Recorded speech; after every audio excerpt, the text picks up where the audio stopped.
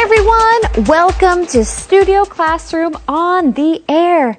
This is the place to come when you want your English to improve. My name is Rebecca.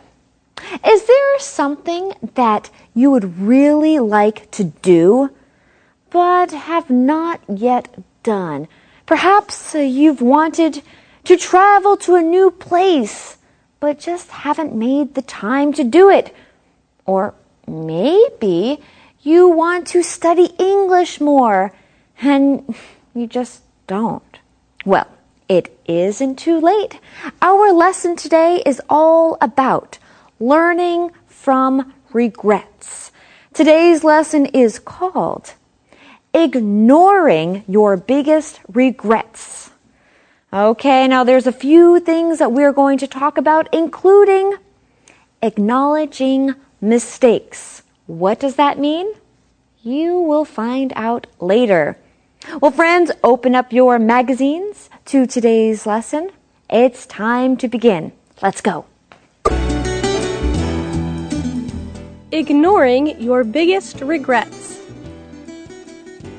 Regret is our brain's way of telling us to take another look at our choices, to signal that some of our actions had very negative consequences, and to try things differently in the future. Ketz de Vries adds, if you keep telling yourself, no regrets, that learning isn't going to happen. Hiding from regret doesn't make it hurt less. Action does. Action, recent research shows, is the best way to make regret hurt less. So, if you're tortured by your failure to travel when you were young, science suggests you consciously plan an adventurous trip now that you're older and wiser. Upset about a broken friendship? Try making amends. Well, let's get right into our lesson. As you know, we're talking about regret, and of course, not wallowing in your past mistakes, but learning how to deal with regret and facing mistakes in a healthy way. We read, regret is our brain's way of telling us to take another look at our choices, to signal that some of our actions had very negative consequences, and to try things differently in the future. Is that how you usually think of regret, Gabe? Actually, yeah. I know some people like to say, no regrets, or I live without regret, but I think that especially just after you make a mistake, or you realize you made a big mistake and you should have done something different, I mean, that feeling could be called regret, and it's good to learn from those mistakes so that we don't make those mistakes in the future. Well, I do agree. It is important to learn from your mistakes, but I've always had this philosophy.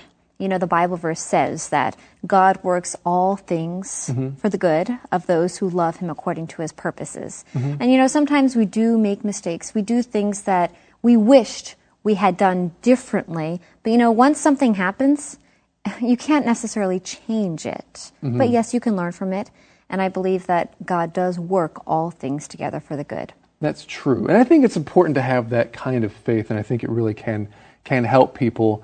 And sometimes we won't see that good, perhaps not even in this life. We'll realize after this life what God was actually doing, and that He was up to a lot of good. But sometimes it's not easy to see, and there are consequences that we need to face in our lives, right? But we read on here, if you keep telling yourself no regrets, that learning isn't going to happen. You're not going to learn from your mistakes. Hiding from regret doesn't make it hurt less. Of course not.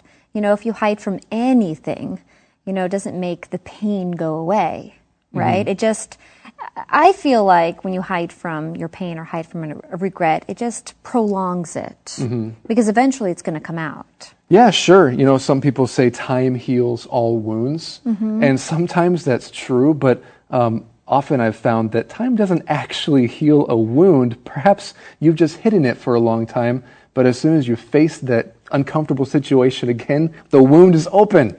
So you do need to take time to deal with those wounds in the proper way.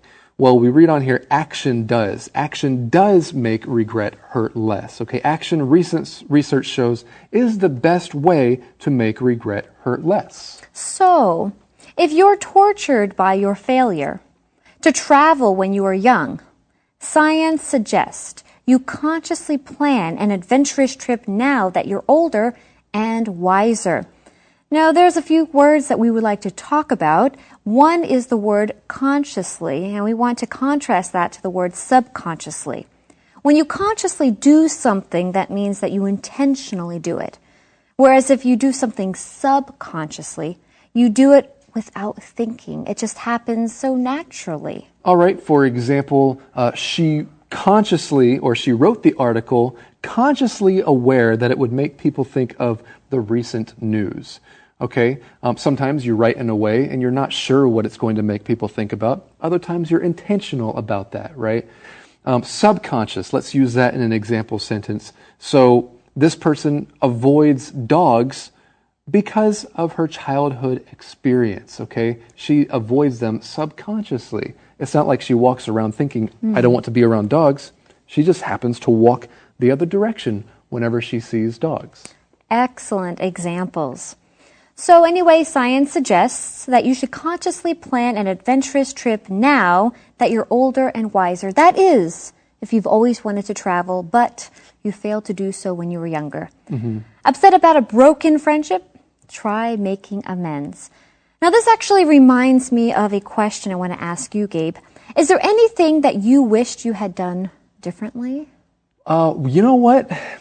I don't wish that I had done this differently. I guess, I don't know if it's considered a regret, but I went to an international school from elementary school through high school. But I grew up in Taiwan. So I kind of wish my parents had put me in a Chinese or a local elementary school. Now, I don't know if that's something that I can regret because it wasn't my choice, but that's just something that maybe I would have done differently or something for me to consider with my kids.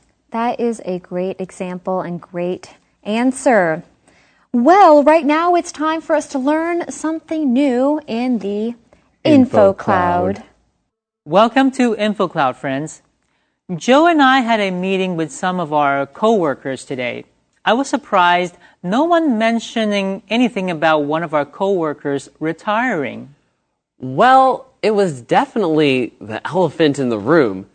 Everyone knows, but doesn't want to talk about it yet. Right. And that's a good way to express it, the elephant in the room. This phrase became popular in the 1980s and is used to say a situation or an issue has become too large or noticeable to ignore. We most often say that someone ignores the elephant in the room or that they have to address the elephant in the room. Ryan's family could no longer ignore the elephant in the room. He needed to get a job. There's one more funny expression you can say when you don't want to deal with a situation. I wouldn't touch that with a 10-foot pole. That client is hard to work with. I wouldn't touch that case with a 10-foot pole. This expression likely comes from people who used poles to move small barges along a waterway.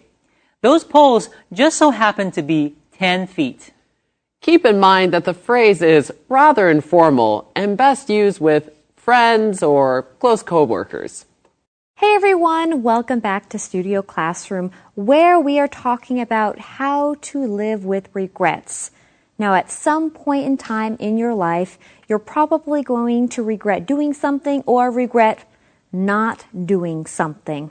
And of course, in our lesson, when we talk about living with regrets, this is merely encouraging you to take action and do something about the situation. Well, let's see what our lesson has to say about acknowledging mistakes. Ignoring your biggest regrets. Acknowledging our mistakes, rather than ignoring or rationalizing them, reminds us that we are valuable and worthy despite our flaws.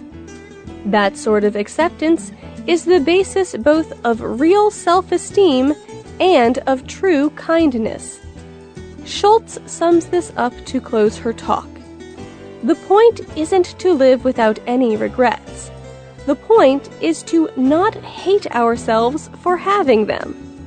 We need to learn to love the flawed, imperfect things we create, and to forgive ourselves for creating them. Regret doesn't remind us that we did badly. It reminds us we know we can do better. Well, let's get into our lesson here. We read right at the beginning of this section, acknowledging our mistakes rather than ignoring or rationalizing them reminds us that we are valuable and worthy despite our flaws. Now let's go back to the beginning of this sentence, and we want to talk about that phrase to acknowledge one's mistake. That just means that you recognize that you have made a mistake. Yeah, sure. You're willing to say, I'm sorry, when you need to. You're willing to admit that you did wrong. You're not denying that you made a mistake. Okay, those are all ways of acknowledging your mistakes.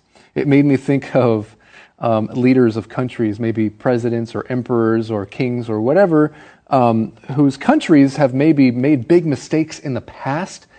And even though we're maybe decades in the future, some presidents or some leaders are still, it's hard for them to acknowledge the mistakes that their countries made in the past, especially when they encounter the leaders of those countries.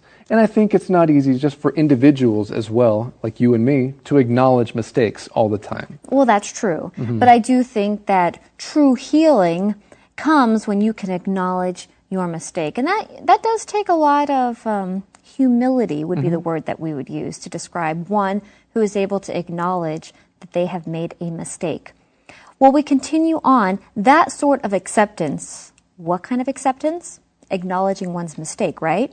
Is the basis both of real self-esteem and true kindness. That's right, okay? So we could see here, there's a separation that we should make between our mistakes and who we are as people. Okay, I think that's the idea behind these sentences here. We have value, we have self-esteem, true kindness. Schultz summed this up to a close in her talk. The point isn't to live without any regrets. The point is to not hate ourselves for having them. We need to learn to love the flawed, imperfect things we create and to forgive ourselves for creating them. And that is a good point. I do like the fact that Schultz finally brings up that we need to forgive ourselves for creating or having these regrets. Because like we've mentioned before, we're all going to make mistakes. We're all going to wish that we had done things differently or we had done things, right? Exactly. But we need to learn to let go and forgive. So that's the point, okay? You did something bad in the past. Face it and forgive yourself for it and forgive the other people necessary as well. But, this reminds me of a phrase, to face the consequences. Because it's true, we make mistakes and there are consequences sometimes that we need to deal with. So we need to face those consequences. And this is a great phrase for you all to know.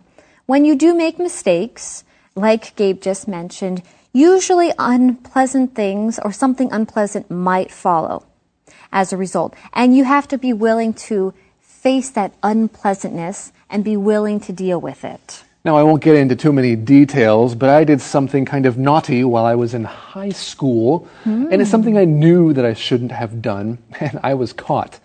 And so one of the consequences was being suspended from school for a week. Oh, wow. Yeah. So, of course, I had to face the consequences. Some of the other consequences were kind of the shame and the guilt because my parents also knew about this thing. All right, so that's just an example of me having to face the consequences and owning up to it, the fact that I'd made a mistake and I was willing to learn from it and do something differently in the future. That's a great example. Thanks. So just because you acknowledge your mistake doesn't mean that you won't have a consequence or there won't be consequences. Because usually, even if you acknowledge, you made a mistake, there's usually going to be consequences as well. Now, we do read here at the end, regret doesn't remind us that we did badly, or at least you should not allow it to remind you that you did badly. It reminds us we know we can do better, and that is the hope. That's right. And I really like the examples that were shared in our lesson today because they're very practical. We can kind of relate to them, like that failure to travel when you were young. Perhaps you can plan a trip now that you're older and wiser. Friends, is there something that you wish you had done earlier in life? Well, now maybe you can take the chance to do that. Well, right now it's time for us to review today's lesson with a review skit. Why didn't I do things differently? I feel so bad about almost everything. What about you? Do you have any pain lingering over past mistakes? Nah, no regrets. What? No regrets? And mistakes are unavoidable, and when they occur, I just ignore them. They're inevitable steps on our journey of life. So, what is better? To live a life without regrets, or to have a lingering pain over past mistakes? Well, to be fully functional and fully human and fully humane, live not without regret, but with it. Huh? No one is saying that wallowing in your past mistakes is a good idea. So wallowing is not the answer. But neither is a no regrets and never look back mentality. Instead, the best way to view regret is as a wise teacher. A wise teacher? That's correct. Regret forces us to engage in a retrospective analysis to understand why we acted the way we did. What do you mean? Well, regret is our brain's way of telling us to take another look at our choices.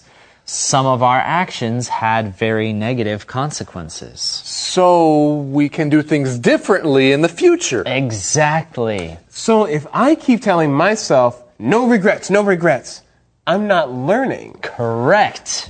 I'm sorry, what's the best way to make regrets hurt less? The point is to not hate yourself for the past. Forgive yourself. And then just learn from those mistakes? Exactly. So don't be tortured by regret. And don't ignore regret. But live with it. Regret reminds us that we can do better. Yes. Yeah. Yes, we can. We can do better. We could do better, guys. We can do better. We can do... This was great. Yeah. But we could do better. We can do better. Hey everyone, it's time for us to get over our regrets. But it's time for us to acknowledge our mistakes and be willing to face the consequences when we do make mistakes. Well, it's been a fun lesson. I hope that you have learned something new. And we look forward to seeing you next time right here on Studio Classroom.